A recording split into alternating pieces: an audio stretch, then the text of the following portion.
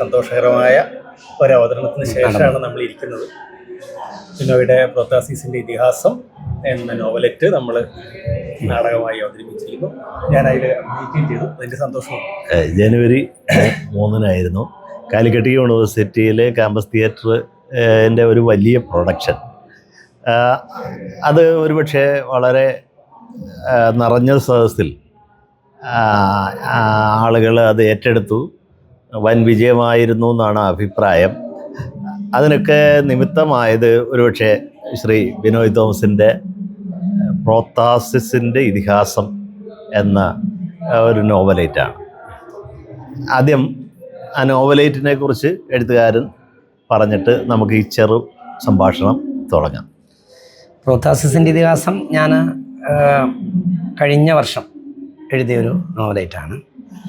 അത് പ്രധാനമായിട്ടും ചർച്ച ചെയ്തത് ഈ കുടുംബം എന്നുള്ള ആ ഒരു ഇത്. അതിൽ സാഹിത്യം എങ്ങനെ ഇടപെടുന്നു എന്ന് പറഞ്ഞാൽ സാഹിത്യവും രാഷ്ട്രീയ സാംസ്കാരിക മൂല്യങ്ങൾ എങ്ങനെ കുടുംബത്തിലേക്ക് ഇടപെടുന്നു എന്നുള്ളതാണ്. അതായത് അതിൽ ഞാൻ കുടുംബമായിട്ട് എടുത്തത് കേരളത്തിലൊരു സാധാരണ കുടുംബം, അതായത് വലിയ സാഹിത്യ അറിവുകളോ അല്ലെങ്കിൽ നമ്മൾ അക്കാദമികമായ ചർച്ചകളോ ഒന്നും നടക്കാത്ത സാധാരണ ഒരു കർഷക കുടുംബം. അപ്പം എൻ്റെ പരിചയത്തിലുള്ള കുടുംബം തന്നെയായിരിക്കും എൻ്റെ കുടുംബം പോലെ ഉള്ള കുടുംബം ഒന്ന് വേണമെങ്കിൽ പറയാവുന്ന കാർഷിക തൊഴിലും അത്യാവശ്യം കേരള കോൺഗ്രസ് രാഷ്ട്രീയവും ഒക്കെ പശ്ചാത്തലമായിട്ടുള്ള അയാളൊരു പഞ്ചായത്ത് മെമ്പറായിട്ടുള്ള ആളാണ്. അപ്പം ആ പഞ്ചായത്ത് മെമ്പർ സ്റ്റാൻഡിംഗ് കമ്മിറ്റി ചെയർമാനാണ്. അത് ഇപ്പോൾ അദ്ദേഹം ഇടതുപക്ഷത്താണ് ഉള്ളത്. ഇടതുപക്ഷത്ത് പോകേണ്ടി വന്ന സാഹചര്യമൊക്കെ നമുക്കറിയാം. അപ്പം അത് കേരളത്തിൻ്റെ രാഷ്ട്രീയ സാഹചര്യമാണത്.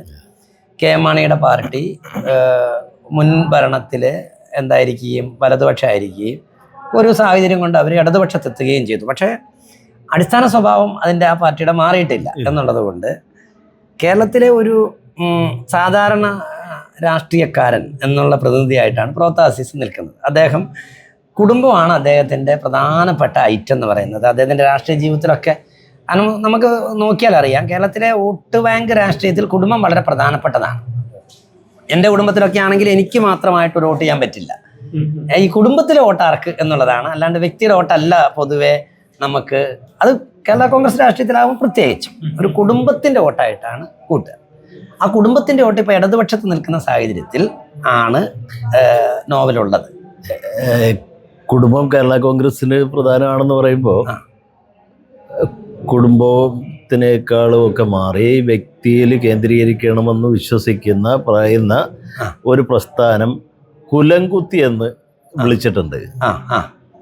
അതെ അതെ എന്ന് പറഞ്ഞാൽ എത്രമാത്രം കുലം, അതായത് കുലം വരെ അതിനേക്കാളും പ്രിമിറ്റീവായ ഉദ്ദേശിക്കുന്നത് കുടുംബം എന്ന കൺസെപ്റ്റിന്റെ ഏറ്റവും പ്രാചീനവും പ്രാകൃതവുമായ എന്ന് നമുക്ക് പറയാം. അതെ, ആ അവസ്ഥയാണ് ഇപ്പോൾ ഇവിടെ ഉള്ളത്. കുലം എന്നുള്ള കുലം എന്നുള്ള പക്ഷെ അവരത്ര പ്രോഗ്രസീവ് ആയിട്ടാണ് അഭിനയിക്കുന്നത്. അതെ അതെ അതെ അപ്പൊ അതുണ്ട്. അപ്പൊ ഞാൻ പറഞ്ഞു വന്നത്, ഇങ്ങനെ ഒരു സാഹചര്യത്തിൽ പെട്ടുപോകുന്ന ഒരാൾക്ക് സാഹിത്യം വായിക്കണമെന്നുള്ള നിർബന്ധം വരികയാണ്. അതാണ് നമ്മുടെ നോവലിലെ പ്രധാനപ്പെട്ട നമ്മുടെ പ്രശ്നം എന്ന് പറയുന്നത്. ഈ നോവലിലെ പ്രധാനപ്പെട്ട പ്രശ്നം സാഹിത്യം വായിക്കേണ്ടി വരികയാണ്. അയാൾക്ക് ഇഷ്ടമില്ല, സാഹിത്യം വായിക്കാൻ ഇഷ്ടമില്ല. അപ്പം ഞാൻ എൻ്റെ ഒരു കാഴ്ചപ്പാടിൽ പുതുതായിട്ടൊരു കാര്യം അനുഭവിക്കുന്ന ഒരാൾ, ഒരു ഉദാഹരണം പറഞ്ഞാൽ മദ്യപിച്ചിട്ടില്ലാത്ത ഒരാൾ, ജീവിതത്തിൽ മദ്യപിച്ചിട്ടില്ലാത്ത ഒരാൾ, അയാൾ ഒരു പ്രത്യേക സാഹചര്യത്തിൽ മദ്യപിക്കേണ്ടി വരികയാണ്. അപ്പം പെട്ടെന്ന് മദ്യപിച്ചെന്ന് കൂട്ട്, ഇയാൾക്ക് ഇതിൻ്റെ ലഹരി പെട്ടെന്ന് തോന്നിപ്പോയി ആവേശിച്ചു പോയാൽ ഇയാള് പിടിവിട്ട മദ്യപാനിയായിട്ട് മാറും. എന്ന് പറഞ്ഞാൽ അയാൾ എന്തായിട്ട് മാറും? അയാൾക്ക് മദ്യപാനത്തിനെ എങ്ങനെ ഉപയോഗിക്കണം എന്നറിയില്ല, ഏത് സാഹചര്യത്തിൽ ഉപയോഗിക്കണം എന്നറിയില്ല, എന്തിന് ചെയ്യണം എന്നറിയാത്ത മദ്യത്തിൻ്റെ പൂർണ്ണമായ അഡിക്റ്റായിട്ട് മാറും. ഇതേ പ്രശ്നം ഈ ബുദ്ധിജീവി തരത്തിനും ഉണ്ട്. ബുദ്ധിജീവി എന്ന് നമ്മൾ പറയുന്ന കേരളത്തിലെ ബുദ്ധിജീവി ജീവിതത്തിനും ഇതേ പ്രശ്നമുണ്ട്. നമ്മൾ ഇതിൽ നിന്ന് പൂർണ്ണമായിട്ടും മാറി നിന്ന് 10-40 കൊല്ലം ജീവിക്കുകയും അവിടെ നിന്ന് പെട്ടെന്നൊരു ദിവസം ഇതിലേക്ക് എടുത്തു ചാടി വരുമ്പോൾ ഇതെന്തോ അത്ഭുത ലോകമാണ് എന്നും ഇത് ഭയങ്കര നമുക്ക് അനുകരിക്കാവുന്ന, അതിൻ്റെ ശരി തെറ്റുകൾ നോക്കാതെ ഇതിൻ്റെ ഒരു വിവേചന ബുദ്ധി ഇല്ലാതെ ഇതിനെ പകർത്താൻ ശ്രമിക്കുകയും ചെയ്യും ജീവിതത്തിൽ. അങ്ങനെ പ്രോത്സാഹനമുണ്ടാകുന്ന അപകടമാണ് ശരിക്കും നമ്മൾ നോവലിൽ ആവിഷ്കരിക്കാൻ ശ്രമിച്ചത്. അതിന് ഉപയോഗിച്ച ഒരു ടൂളെന്ന് ഞാൻ പറയുന്നത്, നമുക്കിപ്പോൾ കേരളത്തിൽ പൊതുവേ ഉള്ള ഒരു ഇപ്പം ശിവപ്രസാദ് സാറ് താടിയുള്ള ഒരു മനുഷ്യനാണ്. അപ്പോൾ അദ്ദേഹത്തിൻ്റെ ഒരു ആക്ടർ എന്ന നിലയിൽ അതായത് ഞാൻ ഈ നടന്മാരെ പൊതുവെ ശ്രദ്ധിക്കുമ്പോൾ സ്വാഭാവികമായി വളരാൻ വിട്ടേക്കാണ്. മുടിയും താടിയും എല്ലാം സ്വാഭാവികമായി വളരാൻ വിടണം. അത് നരയൊക്കെ സ്വാഭാവികമായി വരുന്ന നര സൂക്ഷിക്കുന്നവരാണ് യഥാർത്ഥ നടന്മാർ. കാരണം വെച്ചാൽ നമുക്ക് എങ്ങനെ മുടി വെട്ടിയിട്ട് അഭിനയിക്കാം, മുടി വെട്ടാതെ അഭിനയിക്കാം. കഥാപാത്രമായിട്ട് നമുക്ക് എങ്ങനെയും പരിവർത്തനം ചെയ്യപ്പെടാനുള്ള ഒരു ശരീരമായിട്ടാണ് ആക്ടേഴ്സ് പൊതുവെ ജീവിക്കുന്നത്. അതുകൊണ്ടായിരിക്കും സാറ് ഈ താടിയും മുടിയും ഒരു ക്യാരക്ടറിന് വരികയാണെങ്കിൽ സാറ് മുഴുവൻ വെട്ടി ക്ലീൻ ഷേവ് അടിച്ച് മുട്ടയടിച്ച് അഭിനയിക്കേണ്ടി വന്നാൽ അഭിനയിക്കേണ്ടി വരിക. അപ്പം അതേസമയം ഒരു ദിവസം കൊണ്ട് താടി വളർത്താൻ പറ്റിയല്ല, ഒരു ദിവസം കൊണ്ട് താടി വളർത്താൻ പറ്റില്ല. അപ്പം ഇതൊരു ആക്ടർ എന്ന നിലയിലാണ് എൻ്റെ ഒരു നിരീക്ഷണത്തിൽ കേരളത്തിലെ ബുദ്ധിജീവികൾ എന്ന് പറയുന്നവർ ഇങ്ങനെ ഒരു കോസ്റ്റ്യൂം കൊണ്ടു നടന്നിട്ടാണ് ജീവിക്കുന്നത് എന്നുള്ളതാണ് എൻ്റെ ഒരു പൊതുവെ, എന്നെ മാത്രമല്ല പൊതുവെ നമ്മൾ അങ്ങനെയാണല്ലോ വിലയിരുത്തുന്നത്. ഒരു ജുബ്ബ ഇട്ടെങ്കിൽ, കാരണം എനിക്കൊരു എഴുത്തുകാരൻ എന്ന നിലയിൽ പലയിടത്തുനിന്ന് എനിക്ക് അപമാനം നേരിടേണ്ടി വന്നിട്ടുള്ളത് ലുക്കില്ല എന്നുള്ളത് കൊണ്ടാണ്. അതായത് ഞാനൊരു പ്രത്യേകമായ കോസ്റ്റ്യൂം പിടിക്കാറില്ല, ഞാനൊരു പ്രത്യേക ചിലപ്പോൾ താടി പഠിച്ചിട്ട് നടക്കും, ചിലപ്പോൾ താടി വെക്കും, ചിലപ്പോൾ മുടി വെട്ടിക്കളയും. അതുകൊണ്ട് എനിക്ക് അതിൻ്റെ ഒരു ഇവനെ കണ്ട എഴുത്തുകാരനാണോ എന്ന് ചിലപ്പം പലരും ഇങ്ങനെ ഒരു കല്യാണത്തിന് പോയ അനുഭവം പറയാം. അമ്മ എന്നാ പറഞ്ഞു, അപ്പൊ എല്ലാരും പറഞ്ഞു എഴുത്തുകാരെന്ന് കേട്ടിട്ട് അയാളെ കൂട്ടിക്കൊണ്ട് വരണം എന്ന് പറഞ്ഞു. അപ്പൊ അമ്മ പറഞ്ഞടാ അവര് നിന്നെ കാത്തിരിക്കുന്നുണ്ട് എഴുത്തുകാരെന്ന് പറയാം. അപ്പൊ ഇവരവിടെ ചെന്ന് കഴിഞ്ഞാൽ ഞാൻ പരിചയപ്പെട്ട് ഞാൻ പിന്നെ ചോദിച്ചു, എന്നെ കണ്ടപാട് എന്റെ ലുക്ക് ഇല്ലാത്തത് കൊണ്ട് അവര് പറഞ്ഞു, പിന്നെ അവര് മൈൻഡ് ആക്കുന്നില്ല നമ്മളെ. അപ്പം ഇത് ഒരു ശരാശരി ബുദ്ധിജീവി നേരിടുന്ന പ്രതിസന്ധിയാണ്. പലയിടത്തും തന്നെ സ്റ്റേജിൽ നിന്ന് പുറത്താക്കിയിട്ടുണ്ട് പ്രോട്ടോകോള്. അതായത് വലിയ ഇപ്പൊ രേവന്ത് റെഡ്ഡി വന്ന ഒരു പരിപാടി ആലപ്പുഴ നടക്കും, ഞാൻ അതിലൊരു അതിഥിയാണ്. സ്റ്റേജിലേക്ക് കയറാൻ തുടങ്ങുമ്പോൾ പോലീസുകാർ എന്നെ പിടിച്ച് പുറത്താക്കി. കാരണം അത് എൻ്റെ ലുക്കില്ലാത്തത് കൊണ്ടാണ്. ഒരു സെക്കൻഡ്, ഈ ആലപ്പുഴ പണ്ട് ഞാനും ചില സുഹൃത്തുക്കളും കൂടെ കവിയരങ്ങിന് പോയി, ഒരു വള്ളംകളിയുടെ സമയമാണ്. അപ്പോൾ ഒരു പോലീസുകാരെ ഇതേപോലെ നമ്മളെ തടഞ്ഞു നിർത്തിയിട്ട് നമ്മൾ പറഞ്ഞ കവികളാണെന്നത്. അന്നേരം കവികൾക്കുള്ള കോസ്റ്റ്യൂം എവിടെയെന്നാണ് ചോദ്യം. ഇത് യാഥാർത്ഥ്യമാണ് സാറേ. കേരളീയ പൊതുസമൂഹത്തിൽ എഴുത്തുകാർക്കും സാംസ്കാരിക ബുദ്ധിജീവികൾക്കും ഒക്കെ ഇത്തരം ഒരു കോസ്റ്റ്യൂം വേണം എന്നുള്ളത് യാഥാർത്ഥ്യമാണ്. ഇതിനെയാണ് പ്രധാനമായിട്ടും നമ്മൾ എന്ത് ചെയ്തത്, ഈ പ്രോത്താസിന്റെ ഇതിഹാസത്തില് എടുത്തത്. പക്ഷെ അതിന്റെ കോർ കണ്ടന്റ് എന്ന് പറയുന്നത് ഈ ഫാമിലിയിലെ റിലേഷൻഷിപ്പുകളാണ്. ആ റിലേഷൻഷിപ്പില് ചില ബാഹ്യമായ ഇടപെടൽ ഉണ്ടാകുമ്പോൾ ഉണ്ടാകുന്ന വൈകാരികമായ സംഘർഷങ്ങളാണ്. ആ കഥാപാത്രങ്ങളുടെ വൈകാരിക സംഘർഷങ്ങളാണ്. അതിനകത്ത് അമ്മയുണ്ട്, ബിജി എന്ന് പറയുന്ന ഭാര്യയുണ്ട്, ആ 2 കുട്ടികൾ അവരനുഭവിക്കുന്നുണ്ട്. ഇവരൊക്കെ കൂടി ചേർന്ന് ഈ കുടുംബത്തിനുണ്ടാകുന്ന വൈകാരിക സംഘർഷത്തെയാണ് ഞാൻ ഊന്നാൻ ശ്രമിച്ചത് കഥയിൽ പറഞ്ഞത്. അതിലെനിക്ക് ഇത് നാടകമായി കണ്ടപ്പോൾ എന്നുള്ളത് കൂടെ പറയട്ടെ, അതുകൂടെ പറയാമല്ലോ. നാടകമായി കണ്ടപ്പോൾ എനിക്ക് ഏറ്റവും ഞാൻ വിട്ടുപോയ ഒരു സംഗതിയായിട്ട് എനിക്ക് തോന്നിയത് വിജി എന്ന ക്യാരക്ടറിനെയാണ്.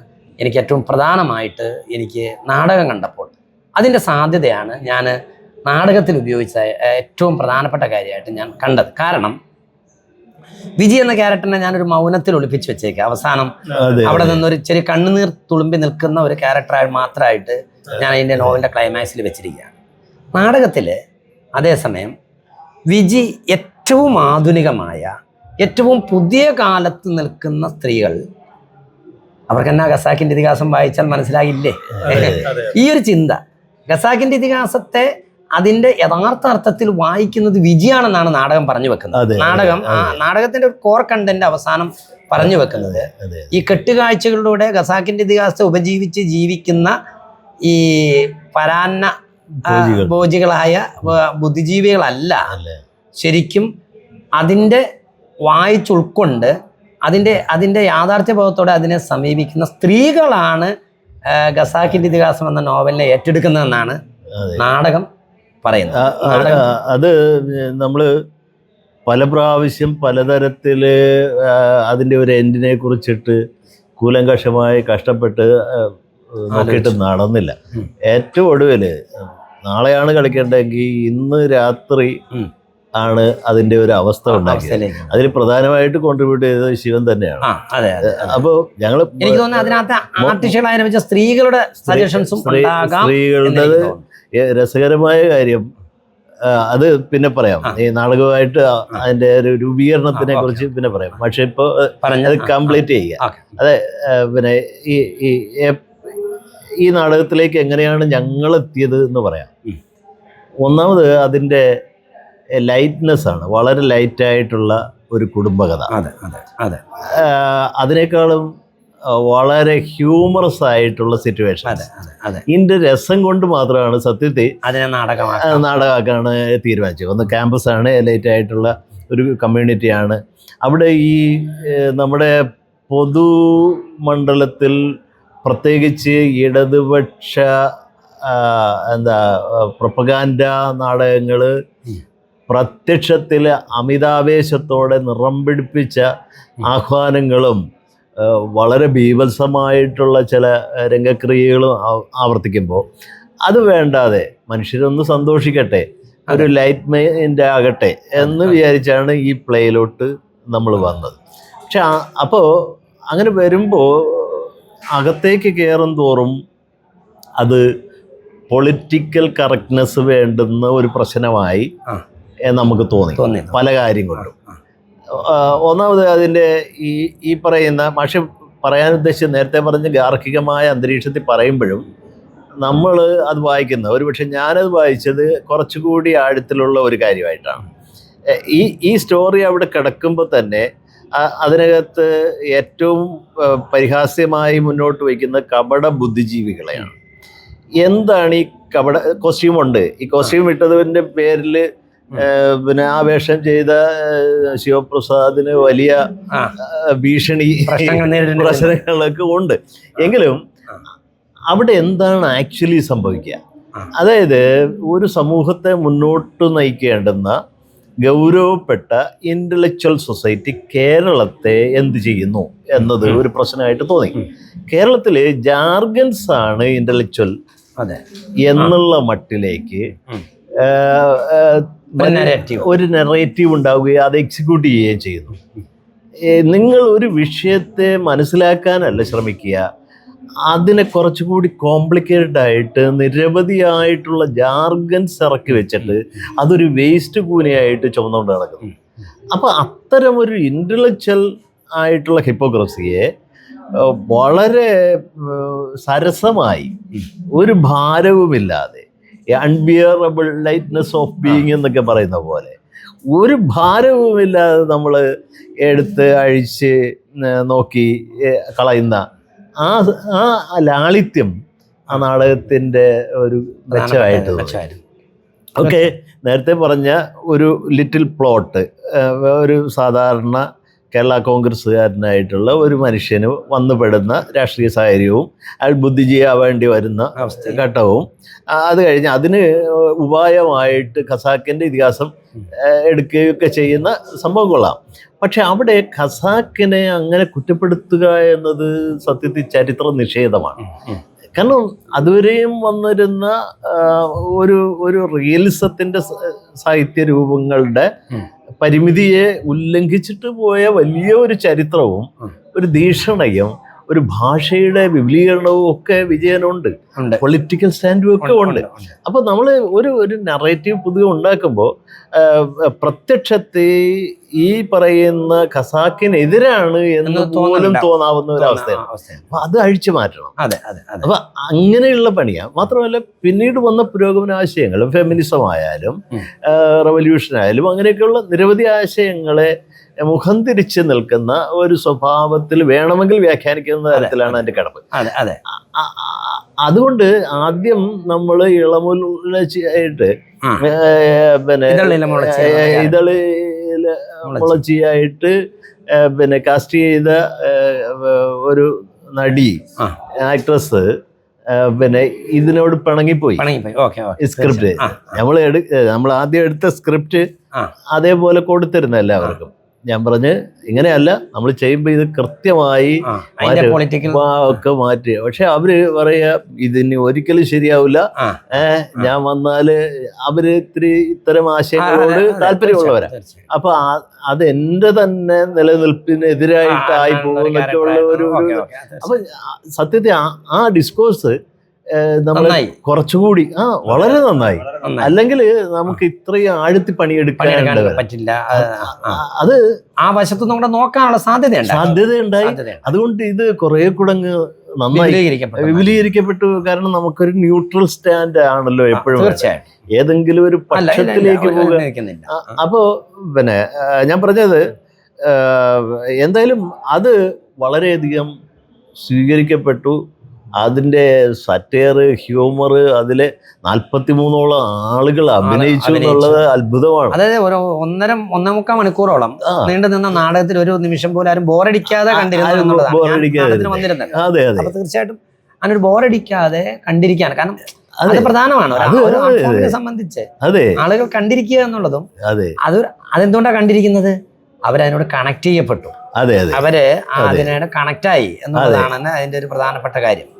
നേരത്തെ പറഞ്ഞ ഈ കേരള കോൺഗ്രസിന് ഇപ്പോഴാണെങ്കിൽ കേരള കോൺഗ്രസ് റോ എന്നൂടെ ഒരു ഘടകം ഇത് നമ്മൾ അതിൽ പറയുന്നുണ്ട്. വളരുന്തോറും വളരുന്തോറും അപ്പൊ അത് ടെക്സ്റ്റിൽ ഉണ്ടായിരുന്നില്ല. എനിക്ക് സത്യത്തിൽ നിങ്ങളോട് കലഹിക്കേണ്ട ഒരാൾ ഞാനാണ്. അത് തീർച്ചയായിട്ടും. നിങ്ങൾ നാടകം ചെയ്ത് കഴിഞ്ഞപ്പോ